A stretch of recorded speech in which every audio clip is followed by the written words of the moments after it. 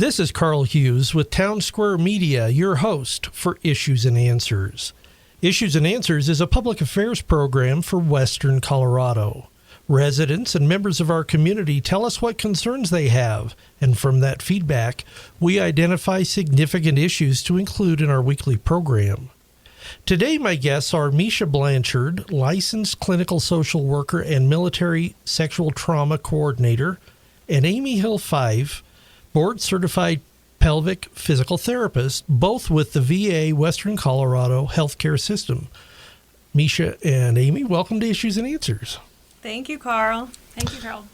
During Sexual Assault Awareness Month, every April, the VA redoubles its year-round efforts to increase public awareness of military sexual trauma, MST, MST's impact on survivors, and the VA's free MST-related services and support. So tell us a little bit about what our local VA is doing to support this process.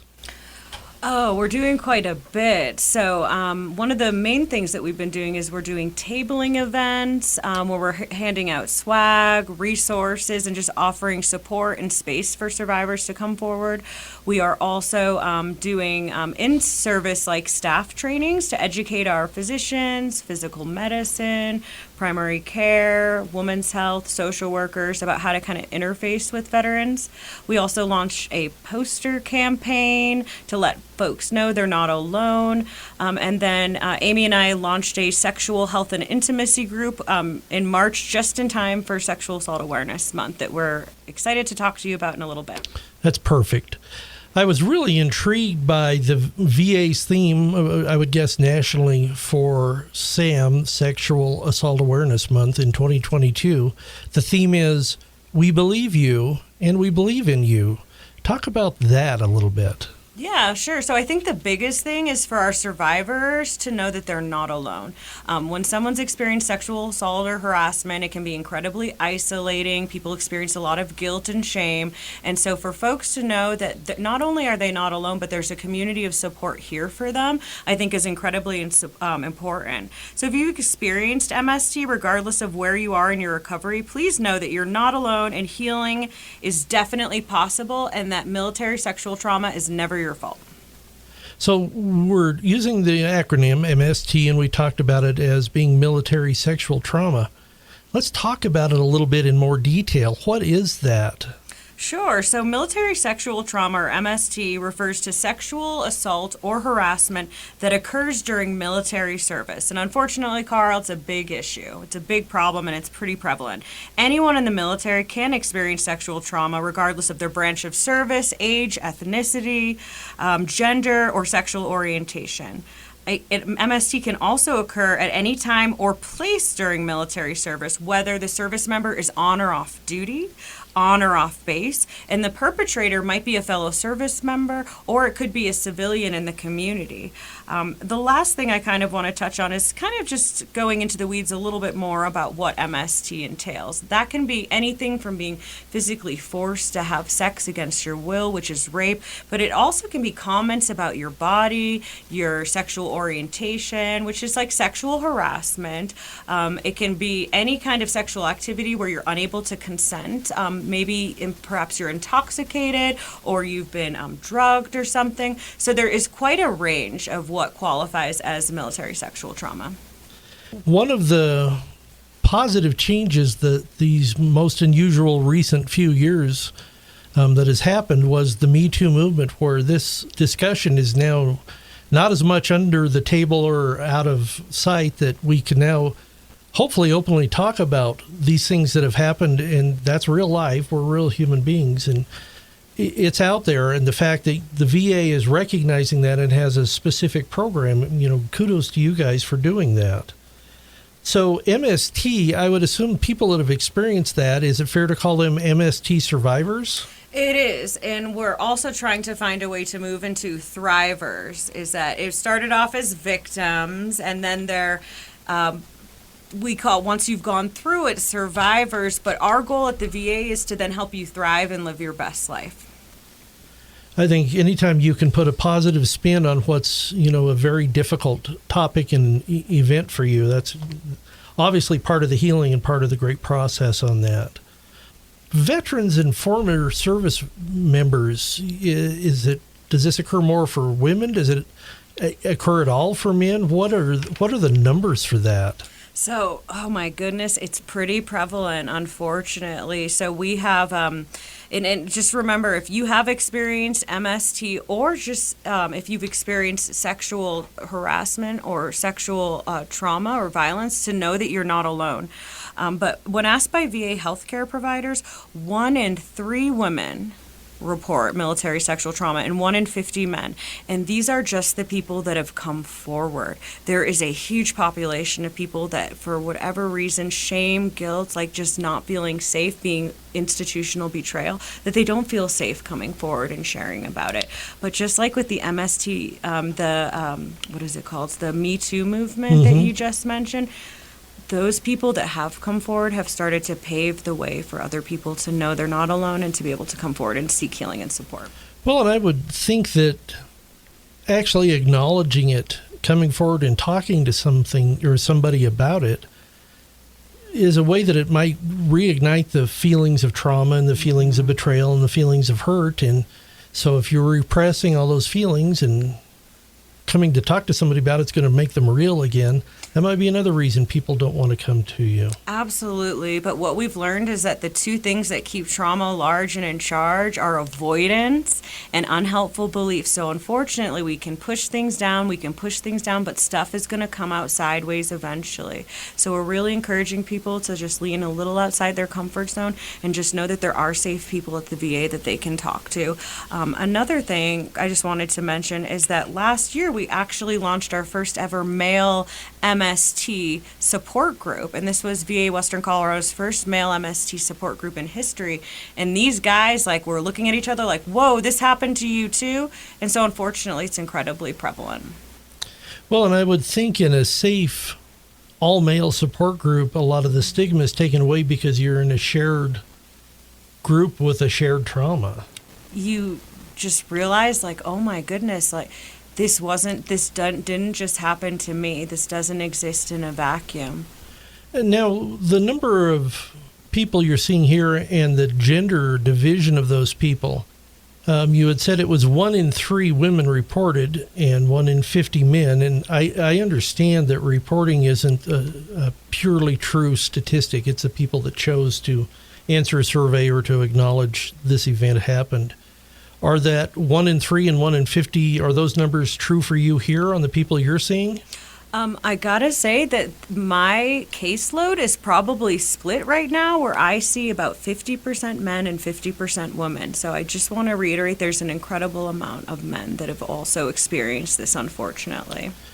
I wonder, does that speak any to women that are out there that are still hesitant to come forward and talk about it? Because women in the military, is a minority, and I'm sure they're carrying a little bit of that burden that they had there. Do you think that's impacting your numbers at all?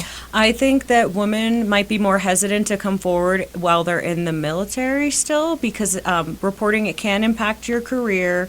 Imagine if your commanding officer is the one that assaulted you, right? Is that reporting it up the chain of command? That's reporting the rape or the harassment to your superior. It's difficult start to finish. Yeah, absolutely.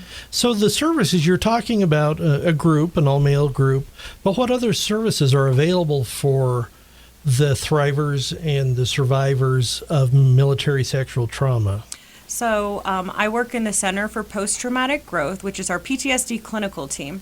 So we offer evidence-based therapies specifically to target the flavor of your trauma, such as prolonged exposure, which is a very intensive therapy, and you get a big bang for your buck with that one. Also cognitive processing therapy, where you kind of look at the link between unhelpful thoughts, emotions, and behaviors.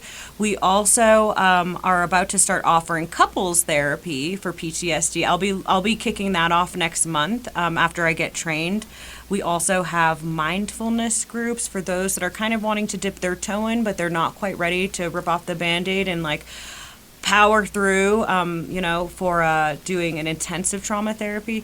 Our statistics are pretty awesome. On average, we reduce PTSD symptoms by 70% in 3 to 4 months.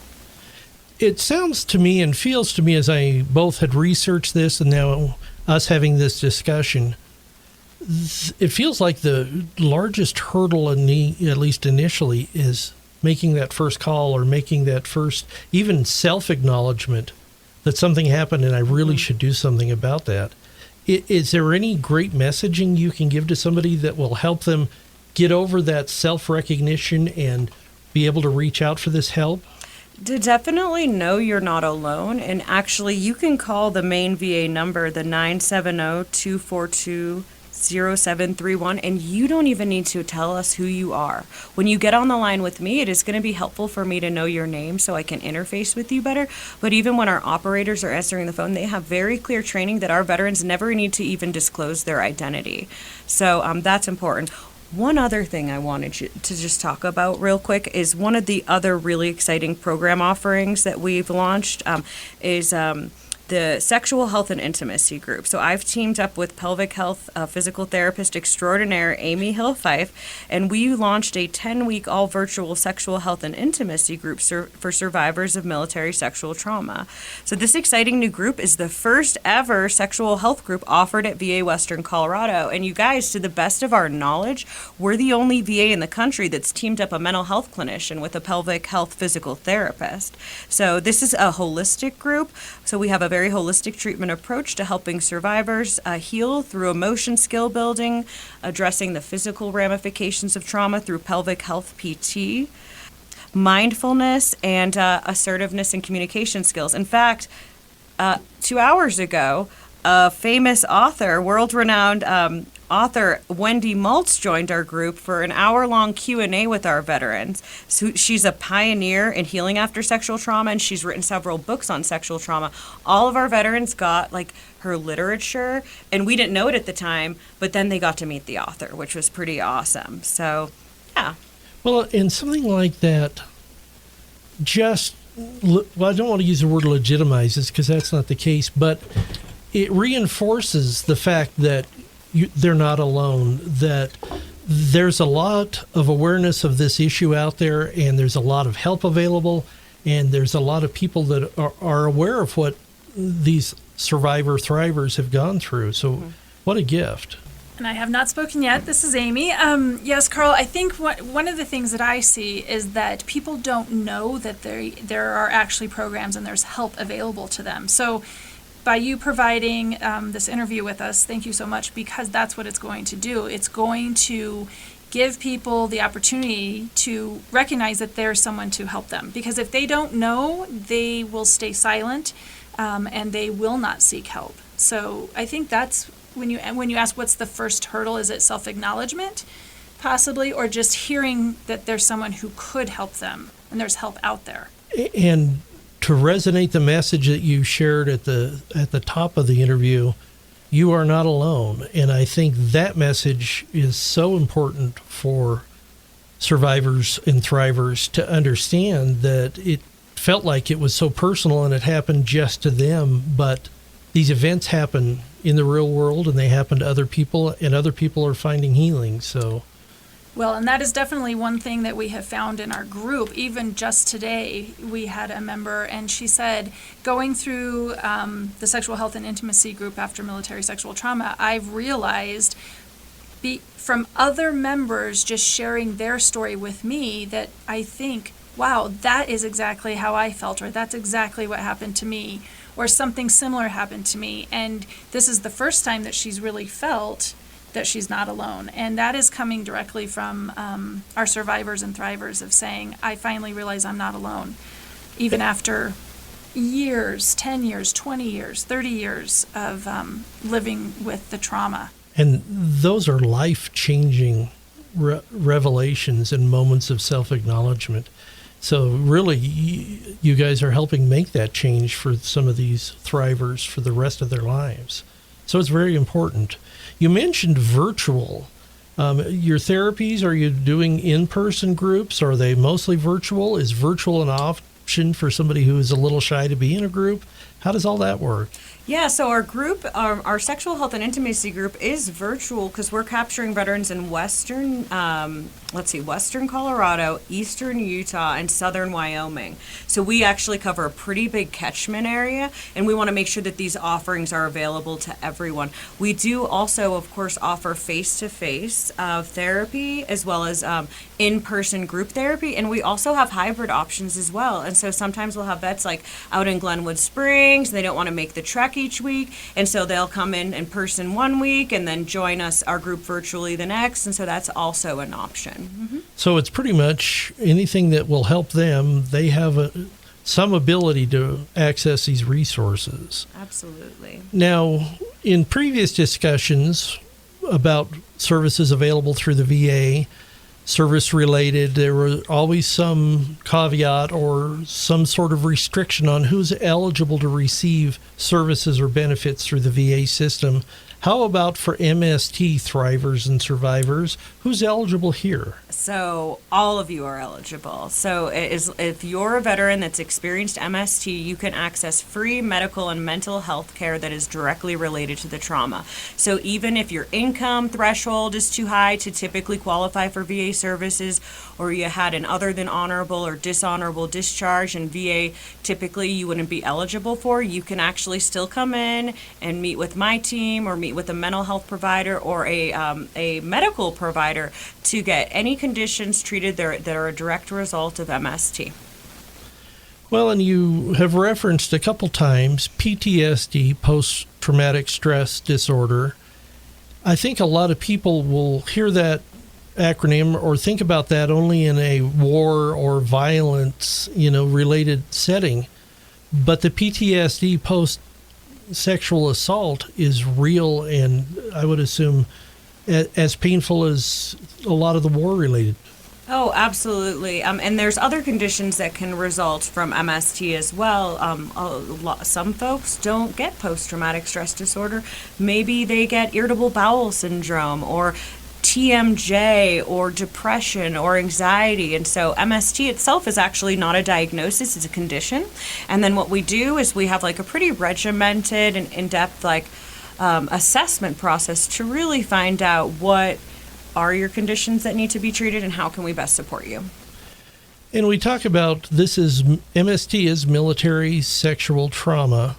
I would hope that with this increasing awareness, more is being done for active duty members of the military to help avoid these situations from happening. Is that happening? Yeah, so this is definitely on the Department of Defense's radar too, and they've been making stringent efforts to make changes and to further support survivors in the military. There's still definitely some work to be done on the DoD and the VA side. However, we've really been moving in a positive direction. For those listeners just joining us, my name is Carl Hughes. I'm the host for Issues and Answers with Town Square Media. My guests today are Mesa Blanchard, who is a licensed clinical social worker and military sexual trauma coordinator, and Amy Hill Fife, who is a board-certified pelvic physical therapist. They are both with the VA Western Colorado Healthcare System, or as most of us in the community know it, the VA.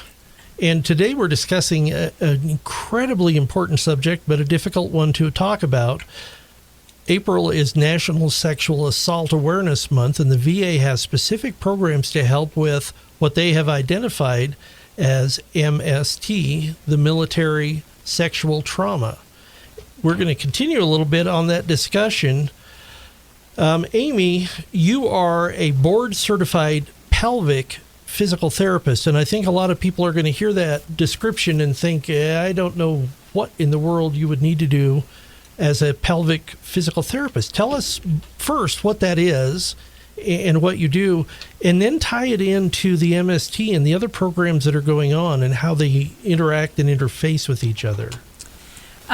Certainly. So yes, I have been a pelvic physical therapist for 22 years. I had training in PT school, which even most schools now don't provide the pelvic part of the training. But I had a wonderful professor from Australia who trained me, and they are so far ahead of us still in being able to talk about all parts of the body, because the pelvic region and your bladder and your bowel, your sexual health, they are parts of your body, just like your elbow. However, they have a tendency to have a lot of shame surrounding them. We don't talk about this, even though all of us, go to the bathroom and are intimate with our partners. It's just something that isn't talked about. So it's sort of ignored from your navel to your knees. So pelvic physical therapy looks at the musculoskeletal component, your pelvic muscles specifically, which you have 24 of them, and they're just very similar to your bicep muscle. And again, 24 pelvic floor muscles in your pelvis that no one talks about. Although people hear of the Kegels, so Dr. Kegel studied the muscles, and we call them pelvic floor muscles because that's more of what they are. Those muscles attach into your hip muscles, into your abdominal muscles, attach to your tailbone. They are a very, very important foundation for all of us. And again, you just don't hear about it. So with the pelvic floor muscles, they have 4 main functions. The first function is that they support all of your organs. The second function is they're sphincteric. So if you want to hold back going to the bathroom, I'm going to go ahead and say it, peeing or having a bowel movement, we tighten up, and that's fantastic. However, we also need those muscles to be able to let go so you can actually void the way you're supposed to without any issues. So that's the second function, is sphincteric. Third function is sexual. So some of the muscles participate in getting aroused, having blood flow, and then having the pleasurable part of basically the release of the tension and so that's part of most people's everyday lives as you find your intimate partner, right? And then the last thing that they do is they're part of the core stability. So that's a big buzzword. I've got to go to the gym and work on my abs. Well, these muscles work directly with your abdominals, and they help keep you upright, and they help you walk and do all those things.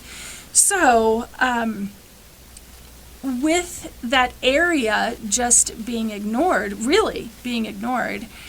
you get a lot of problems. And the way it ties into post-military sexual trauma or any type of sexual trauma is that oftentimes the muscles can either be damaged. So if we want to talk about the physical aspects, you can have tearing during a rape or an event that is very violent.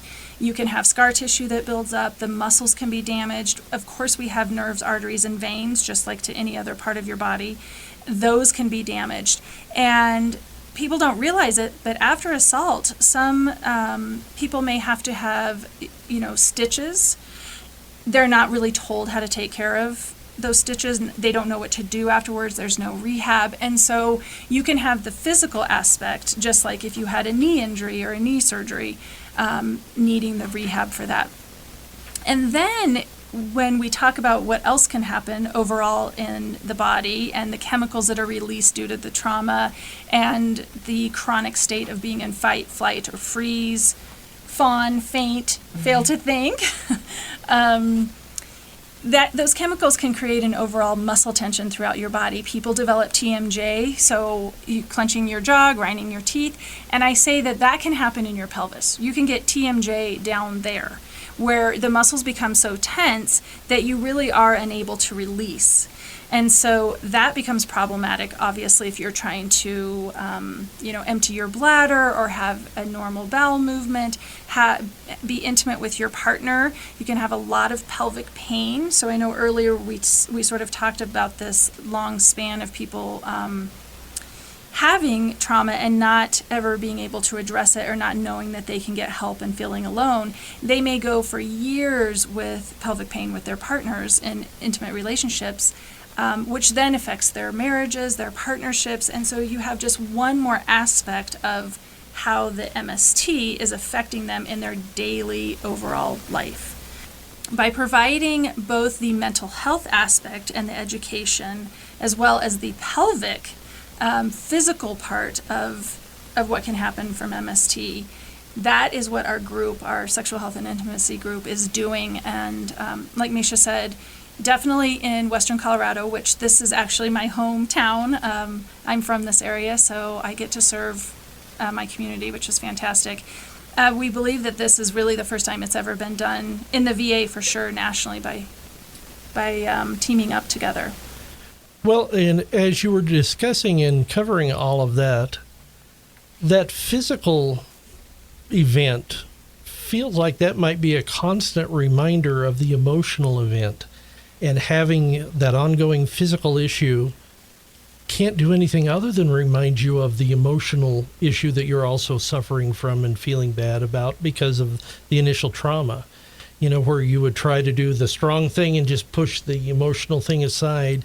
You have this constant physical reminder that this event happened, and that's got to make it worse. Right, and Misha, I may have you comment on this too. So we talk about that it's a continuous trigger, right? It would be a negative trigger that reminds you, and then you get into a negative feedback loop of, my partner wants to be intimate, all the pelvic muscles tighten up, you try and grit your teeth to get through it, you have pain, and then you just get in a chronic loop of a pain cycle, which goes on for a long time. And then in the mental health aspect and what's going on more in the fight, flight, or freeze system, you're getting that chemical release and that emotional automatic reaction, really. Mm-hmm. So the single traumatic event or even multiple traumatic events have an impact physically, they have an impact mentally, and they last. And that's where your intervention comes into play and helps stop both the physical and the emotional damage that's been done. Yep, we got options for you to help you heal. Absolutely. Well, and as you talk about this symbiotic relationship of the physical with the emotional, and that you may be leading in this, there are so many wonderful things every time the VA comes in here to talk about the programs and how they're helping our veterans. And, on behalf of the community, thank you guys for everything you're doing. This is powerful and important. Thank you, and thanks so much for letting us share this message. Now, we talked briefly before we went on the air about the Beyond MST mobile app. And you love to see the VA doing something high-tech. Yeah. This is actually a really great mental health app. And this is an app that not only survivors from military sexual trauma can use, but anyone that's having emotion dysregulation, stress, anxiety. There's really cool modules in here, and we're actually using these modules as part of our between session work for our sexual health and intimacy group. But there's different components where you can work on challenging self-blame, which can even help with like grief and loss stuff if you have like a loved one that's passed away. There's also components on strengthening relationship skills, building support, working on your health and wellness. My favorite, finding calm and balance. This is like my continual stride my entire life, right? And finding hope. So it's a pretty solid mental health app. I'm actually quite happy with it, and our veteran feedback has been pretty positive as well. April is National Sexual Assault Awareness Month. The VA is actively helping out veterans with MST military sexual trauma, both physical programs to help with physical issues and robust programs to help with the mental strain and pain that comes from this. And they are helping turn survivors into thrivers. That's our hope, is that we want people to not see themselves as a victim, but a survivor. And our ultimate goal is to help you thrive instead of just survive. And we don't want people to white knuckle it. They're not alone, and that we are here and ready and waiting for your call. So let's use that as the moment to talk about websites and phone numbers. How can people reach out to you? Sure. So you can call the main VA phone number, which is 970-242-0731, and you can ask to be connected to the MST coordinator. You can also contact mental health, and they can link you to me as well.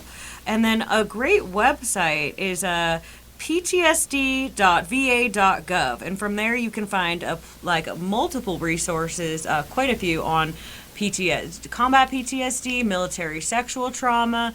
It's a pretty solid resource as well. And one of the things I appreciate about you guys is you have a really wonderful Facebook page.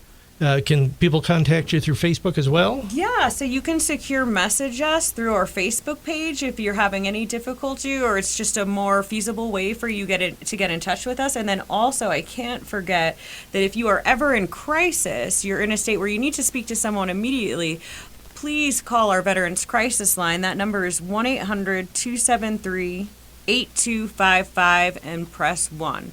And you can also text. There's an easy text option too. You can text 838-255, and the Veterans Crisis Line can get back to you that way as well. Well, I'd like to thank Misha Blanchard and Amy Hill Fife from the VA Western Colorado Healthcare System.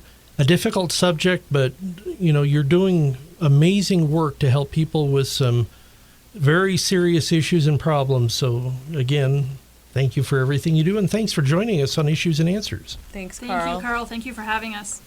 This has been Issues and Answers from Town Square Media. If you would like to suggest a topic for our weekly program, simply open our station app and hit the app chat feature. Send us a note about an issue you would like to hear discussed on Issues and Answers. You can also reach us by phone by dialing 970-242-7788. I'm Carl Hughes. Join us next week for another round of Issues and Answers with Town Square Media.